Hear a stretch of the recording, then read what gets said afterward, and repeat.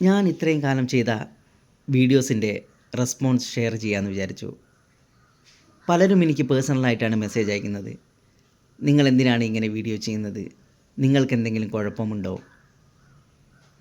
ഇങ്ങനെയാണ് പലരും എന്നോട് ചോദിക്കുന്നത്. ഈ ചോദിക്കുന്നവർ എല്ലാം തന്നെ എന്നേക്കാളും ലോ ഫ്രീക്വൻസി വൈബ്രേഷൻ ഉള്ളവരാണ്.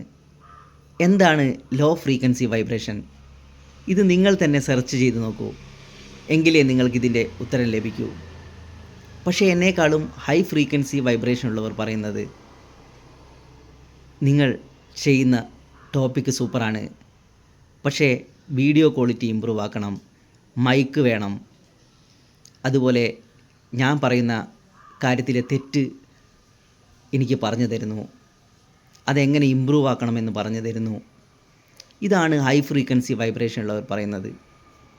നിങ്ങളൊരിക്കലും ലോ ഫ്രീക്വൻസി വൈബ്രേഷൻ ഉള്ളവർ പറയുന്നത് കേട്ട് നിൽക്കരുത്. കാരണം നിങ്ങളും ലോ ഫ്രീക്വൻസിയിലേക്ക് പോകും. അതുപോലെ നിങ്ങൾ ഹൈ ഫ്രീക്വൻസി വൈബ്രേഷൻ ഉള്ളവരുമായി എപ്പോഴും സംസാരിക്കണം, എങ്കിലേ നിങ്ങൾ ഹൈ ഫ്രീക്വൻസി വൈബ്രേഷനിലേക്ക് പോകൂ. Thank you.